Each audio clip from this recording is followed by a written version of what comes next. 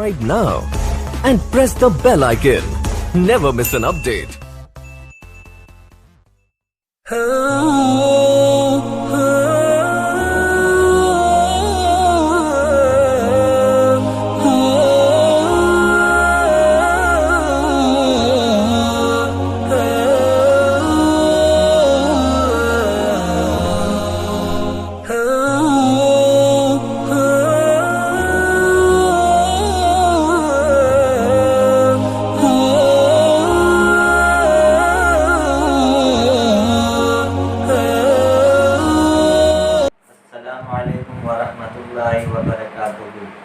وعلیکم السلام ورحمۃ اللہ وبرکاتہ۔ مشاہدین کرام،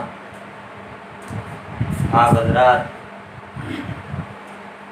روزے کی فضیلت، روزے کے مسائل، زکوٰۃ کے فضائل کے تعلق سے اب تک سنتے آئے ہیں۔ اب ہم لوگ آپ کے سامنے حضرت مولانا مفتی منصور احمد صاحب قبلہ، استاد اور مفتی دارالعلوم جائز سے روزے کے مسائل کے تعلق سے کچھ سوالات کرنے جا رہے ہیں، جن کے جوابات حضرت عنایت فرمائیں گے۔ آپ حضرات ان کو بغور سنیں تاکہ مزید آپ کے اور ہمارے علم میں اضافہ ہو۔ اسی کڑی میں جیسا کہ عام آدمی پریشان ہوتے ہیں کہ کسی کو قے ہو جائے تو اس کا روزہ ٹوٹے گا یا نہیں ٹوٹے گا؟ جی، بہت اچھا سوال ہے۔ اگر کسی کو قے ہو جائے اور خود بخود ہو جائے، اور عام طور پر خود بخود ہی ہوتی ہے، تو اگر منہ بھر نہیں ہے تب تو روزہ نہیں ٹوٹے گا، اور منہ بھر ہے تب بھی نہیں ٹوٹے گا۔ ہاں، اگر منہ بھر ہے اور کچھ حصہ قے کا اگر حلق کے اندر دوبارہ پہنچ گیا تو البتہ روزہ ٹوٹے گا۔ احتلام یعنی نائٹ فال اگر ہو جائے روزے کی حالت میں تو پھر روزے کا کیا حکم ہے؟ اس میں روزہ نہیں ٹوٹتا ہے، اگر ہو گیا ہے تو نہ بس، اور اس کی قضا بھی نہیں اور روزہ ہی نہیں۔ جنابت کی حالت میں روزہ رکھنا صحیح ہے یا نہیں؟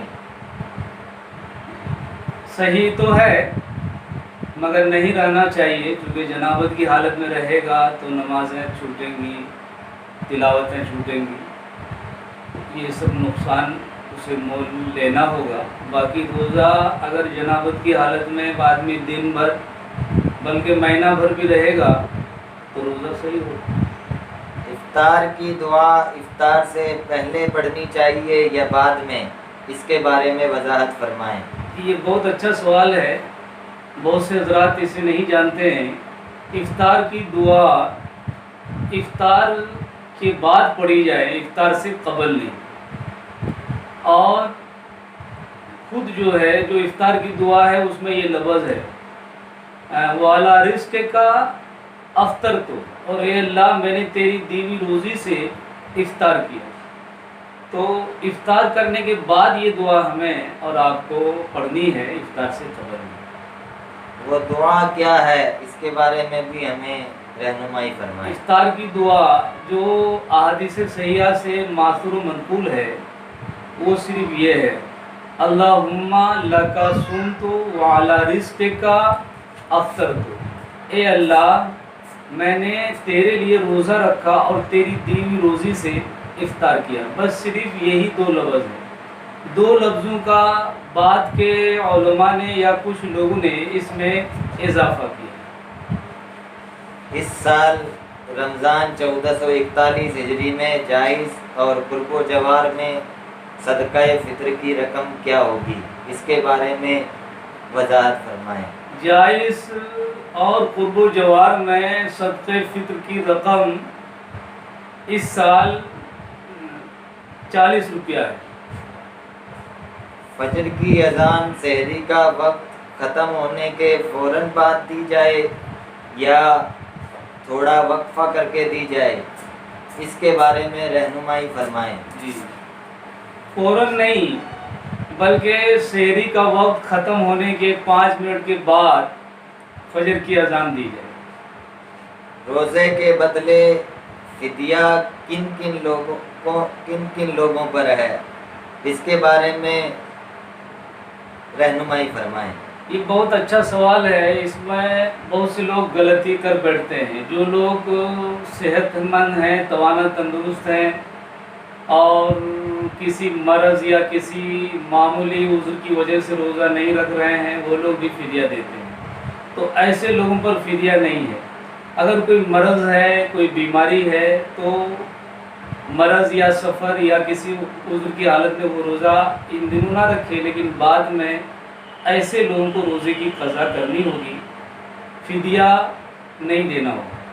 فدیہ صرف اس آدمی پر ہے جو ایسا بیمار ہے، ایسا بوڑھا ہے یا ایسی بوڑھی ضعیف عورت ہے کہ اسے صحت یاب ہونے کی امید نہیں ہے، نہ ابھی صحت یاب ہونے کی امید ہے نہ مستقبل میں، اور وہ روزہ رکھنے کی سکت نہیں رکھتا، وہ شیخ فانی یا وہ بوڑھی عورت روزہ رکھنے کی سکت نہیں رکھتی ہے، نہ ابھی رکھ سکتی ہے، نہ مستقبل قریب میں یا بعید میں رکھ سکتی ہے، نہ ٹھنڈی میں رکھ سکتی ہے، نہ گرمی میں رکھ سکتی ہے، نہ لگاتار رکھ سکتی ہے، نہ بیچ میں گیپ کر کے رکھ سکتی ہے۔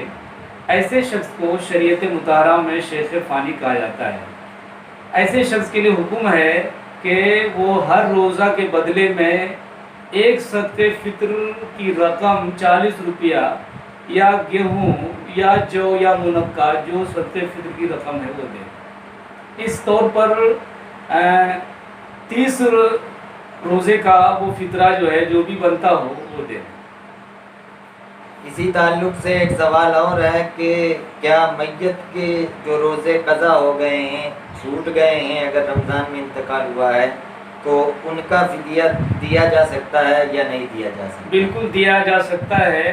میت کے جو روزے چھوٹ گئے ہیں، جتنے روزے چھوٹے ہیں اس کا حساب کیا جائے، حساب میں کچھ زیادہ ہی شمار کریں، کم نہ، اور حساب کر کے ہر روزے کا فدیہ 40 روپیہ یا گیہوں 2 کلو 47 گرام کی جو ہے یا جو یا منقع جو بھی دینا چاہیں، تو جتنے روزے چھوٹے ہیں تمام روزوں کا حساب کر کے سب روزوں کا فدیہ میت کی جانب سے دیا جائے۔ یہ بہت اچھا ہے، انشاءاللہ الرحمن یہ فدیہ بارگاہ رب العزت میں قبول ہوگا۔ اور روزے کے ساتھ ساتھ لوگ جو ہے میت کی کے ذمے جو نمازیں ہیں ان کا بھی فدیہ دے سکتے ہیں۔ نمازوں میں دن رات میں 5 فدیہ دینا، اور روزے میں ایک ہی ہے، ایک روزہ ایک دن کا ایک ہی فدیہ لگے۔ ایک آخری سوال صدقہ فطر کے تعلق سے کہ صدقہ فطر کن کن لوگوں کو دیا جا سکتا ہے؟ بہت آسان سوال ہے یہ۔ صدقہ فطر انہی لوگوں کو دیا جا سکتا ہے جن لوگوں کو زکوٰۃ دی جا سکتی ہے۔